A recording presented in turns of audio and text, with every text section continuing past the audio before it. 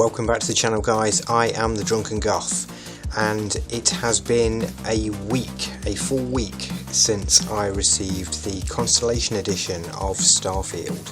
So I thought it was time to do a little bit of a review and just let you guys know what my thoughts are on it, what the gameplay's like, what my favourite bits are, what my worst bits are, and just go from there and just give you a little bit of an update on what I think of the game. So the first thing to say is it's very good. It is very good. It's very enjoyable, you can sink a lot of hours into it, and you can find it very enjoyable to play.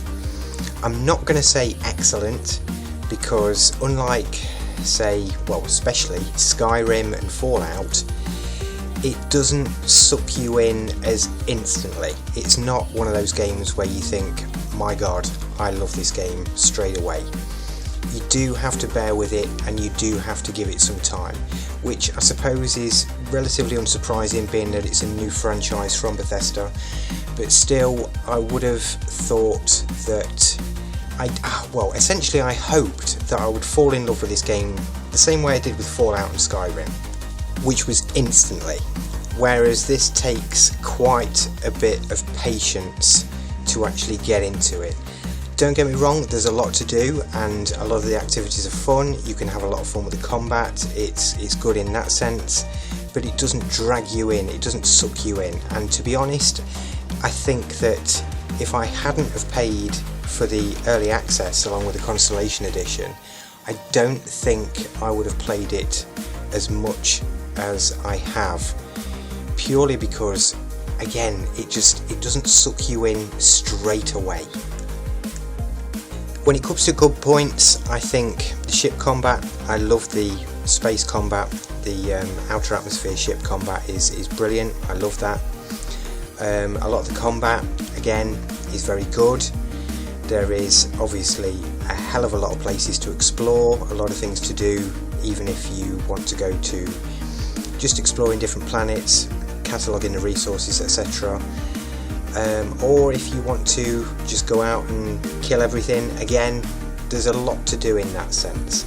So it does have a lot going for it in that way. The shipbuilding as well, I absolutely adore the shipbuilding, but I'm a massive fan of a lot of different sci-fi franchises, so instantly that was a massive draw for me anyway. Now, when it comes to bad points, unfortunately we all remember the bad better than the good, unfortunately. So moving on to the bad points, it comes down to, firstly, the shipbuilding. Now, obviously with shipbuilding, a lot of people who are into sci-fi would buy this game thinking, right, I'm going to build my favourite ship. And while there is a hell of a lot of options for building your ship, I would have thought that they would have catered a little bit more towards the people that want to build the things from their favourite franchises, which it isn't that friendly to. Now, I'm sure people have seen that people have tried to build, like, such as the Millennium Falcon or ships from Halo and stuff like that, and while they are close, they're not that brilliant. Now, I understand that Starfield is trying to be its own genre, especially in the day and age where obviously TV shows are now adapted from games as well. Obviously we saw that Fallout is having a TV show, so it will be trying to stand alone in its own genre. Whereas, to me, it should have catered a little bit more to make it a little bit friendlier to making things that we know, things that are familiar from our favourite franchises. Almost like with Skyrim, there was so much familiarity with, such as Game of Thrones, with Lord of the Rings, stuff like that. You only needed to walk around the world for a short time before you found that familiarity.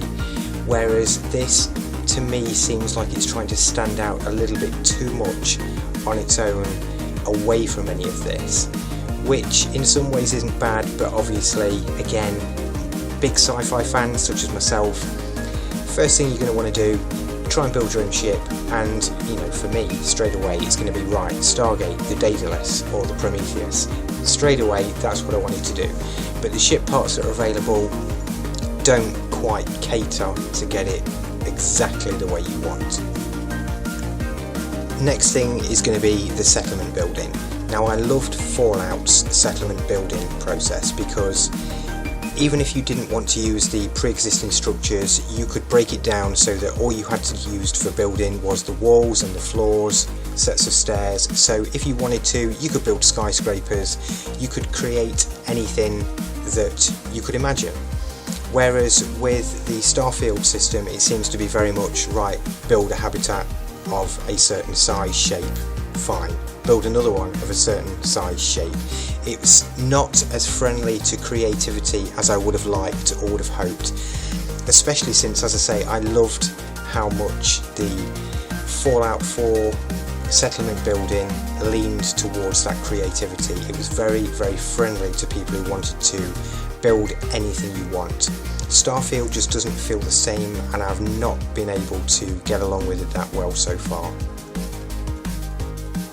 The other thing that's been annoying me a little bit is the outposts where raiders, or spacers in this case are, or the ecliptic, etc. That I found a little bit frustrating because they're all the same. If you go to an abandoned robotics lab, an abandoned mine, an abandoned forgotten military outpost, something like that, they're all exactly the same. Every time you go in, you know you've got two lefts and a right before you get to a control room. It feels a little bit lazy, which pains me to say because of the size of the game and the lengths they've gone to make it as big as possible. But the fact that every single time you go to a different one of these places, as soon as you see Robotics Factory, abandoned or otherwise, you think, oh right, well I know the exact layout of that. Every time you see mining outpost, again, I know exactly the layout of that now. So it just feels a little bit too samey if all you want to do is go out there and kill off the raiders, etc. So that is another bit of a gripe, and it does pain me because it is such a large game that you never used to get that. Even with Skyrim, you could go through 7 different Dwemer dungeons and they would all be completely different. Whereas with this, as I say, as soon as you know the layout of one, you know the layout of all of them. You can go to 7 different planets and visit 7 different abandoned military outposts, and they're all going to be the same. So that feels a little bit lazy. I don't know if they could have done more without keeping the scope of the game as massive as it is, but at the same time it does frustrate you. It is a little bit annoying because of how samey it is. So my last little gripe with the game is basically the walking distances you have to do when it comes to landing on a planet, leaving your ship and going to find something that you want. Now I know that it was stressed in the Starfield Direct that part of the experience would be walking across the landscape, taking everything in, which is fine, but when you land on a planet and you suddenly see 600 meters, however much it is, to the nearest thing that you want to go and look at, it takes forever just walking in one direction, and you can get bored very easily because all you want to do a lot of the time is get on with the game. Don't get me wrong, I know that, mining resources, scanning for resources, scanning the wildlife, the fauna and the flora, etc. is all very good, but a lot of the time you just want to crack on. And I know they mentioned they've not put land vehicles in because of this, because they wanted you to look around and see everything, but a lot of the time it's a lot of nothing, so that frustrates me a little bit. I do want to add on to this though at the end that it's not a bad game. It really isn't a bad game. It is a good game. It's a very good game, but it is not excellent. And as a lot of people expected, I would have thought, it's not exactly Skyrim in space. And it's a little bit of a shame, but as I say, I've sunk that many hours into it now. I am committed to it, and I do think it is a very good game. I've just not got the love for it that I had with the previous games such as Fallout and Skyrim. Those, excellent, I love them. This is a very good game. It's nice to have something new, but it's not, wow, this is amazing, this is great, I can play this forevermore. So we're going to move on now to some tips for people that are new to playing, that have just started playing, and we're going to start off with the perks in these skill trees. Now obviously, if you're like me, the first thing you're going to want to do as soon as possible is start piloting the really big ships.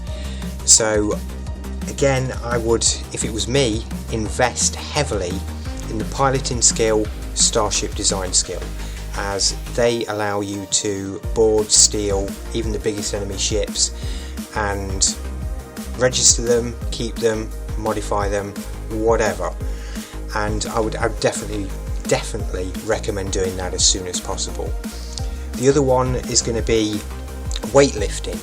Now I found that no matter what you do, you always seem to run out of carry weight extremely quickly, and to be honest, that's pretty much the same with Fallout and Skyrim as well. The amount of times that you find resources, rare weapons, rare spacesuits, etc., that you just want to keep, even if it's just a chuck in your inventory, in your ship, in your home base, whatever.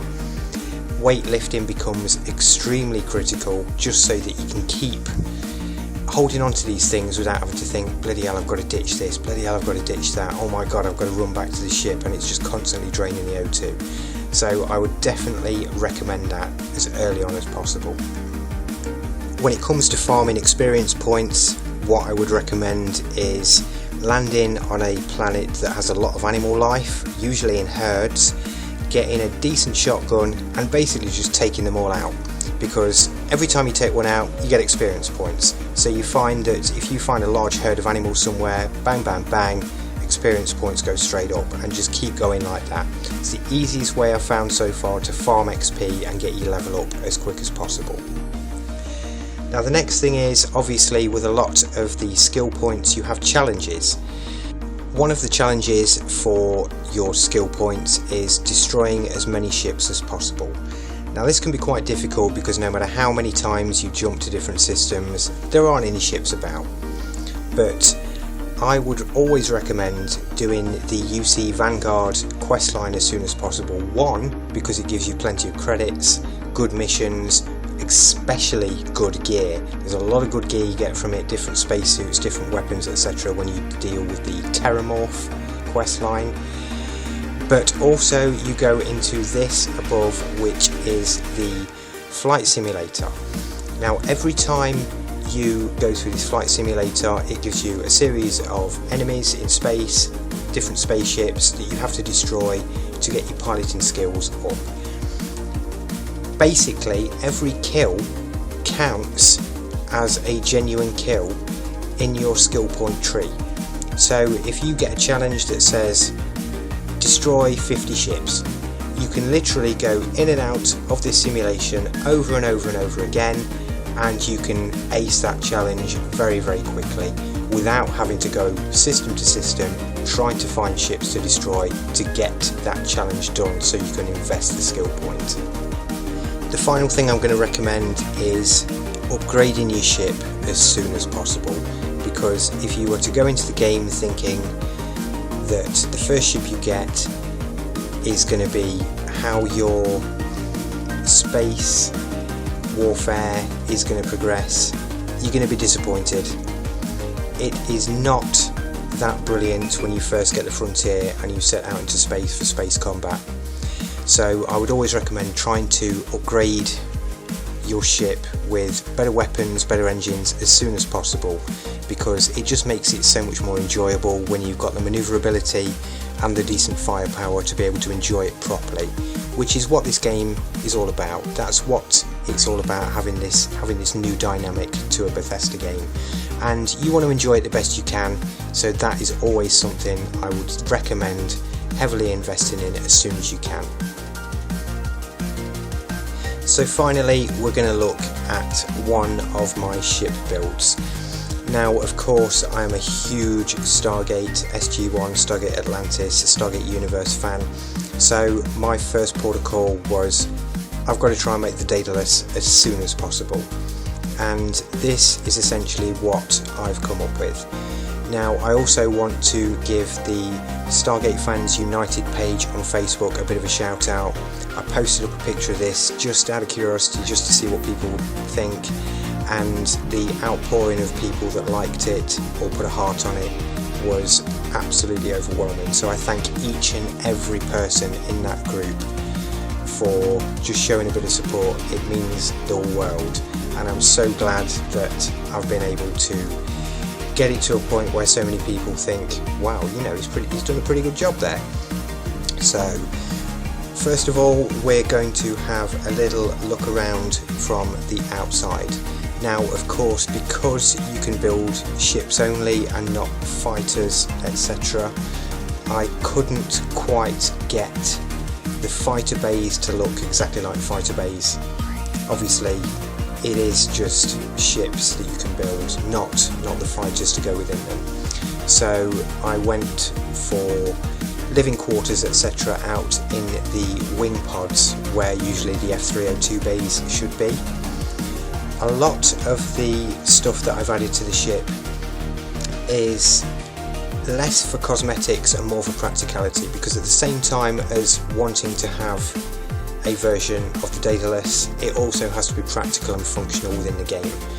So whereas I could have built the communications tower on the top, I opted not to and just put the shield generator there.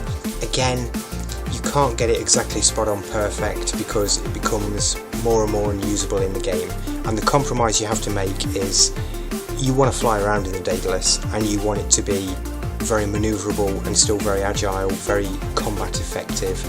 So there are certain compromises you do have to make. But I mean, the general silhouette, the way it moves around, the way you see it when it lands on a planet, I don't think it's too far away from what you can do with the tools you're given. Obviously the proportions are slightly out, because I would have loved to have made the main body of the ship wider. But again, as soon as you start doing that, you increase the mass, you reduce the mobility, and it starts to make it a little bit more unflyable. Obviously the cockpit's now on screen.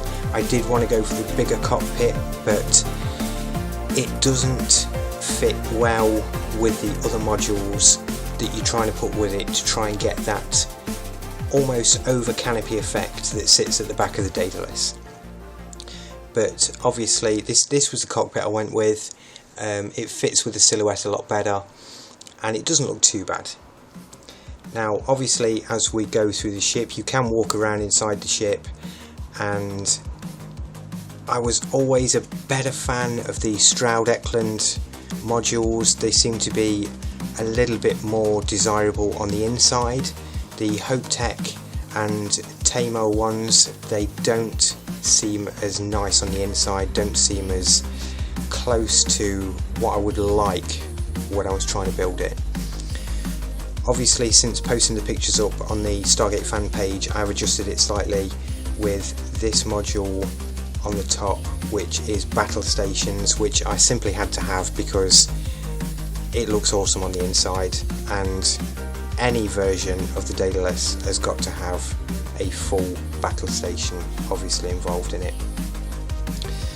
So basically I've just panned the camera around just to show you a little bit. The next module across is a control station, and across from that is the computer core. Obviously if you've seen the show as well, as soon as it said computer core on the modules, it had to happen, because the Asgard computer core, you've got to have somewhere for that to go, has to be done.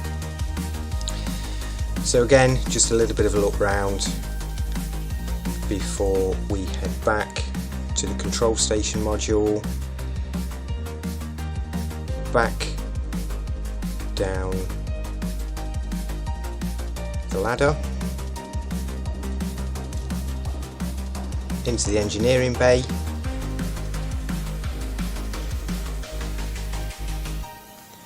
into the living quarters,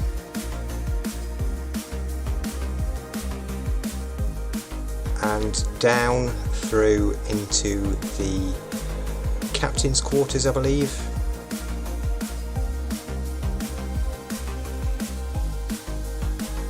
And then progressing into, if I can remember rightly, the companionway.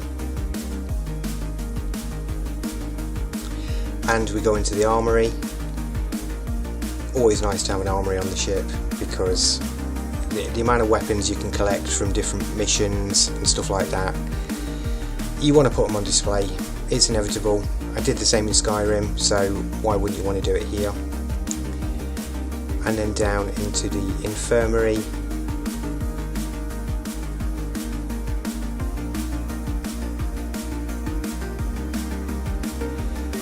Scrolled past the research lab there. Obviously, the amount of resources you collect, always try and chuck a few of them straight into the research lab as you go in as well. And then, of course, the science lab at the very end.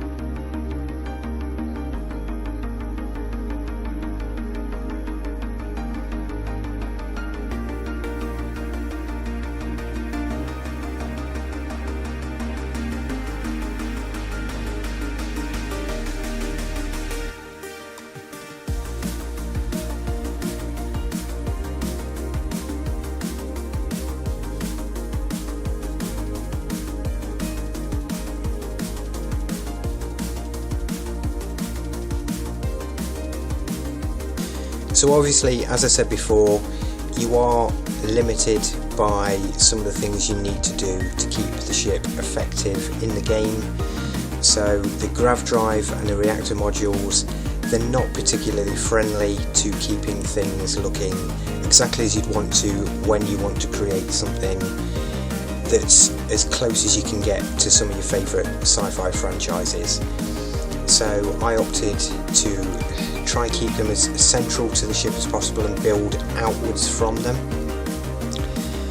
Now, a lot of the parts, if anybody's interested in trying to make something similar, I thought I would basically just do a quick spin round in the ship builder, just so you can get an idea for if you did want to do something like this.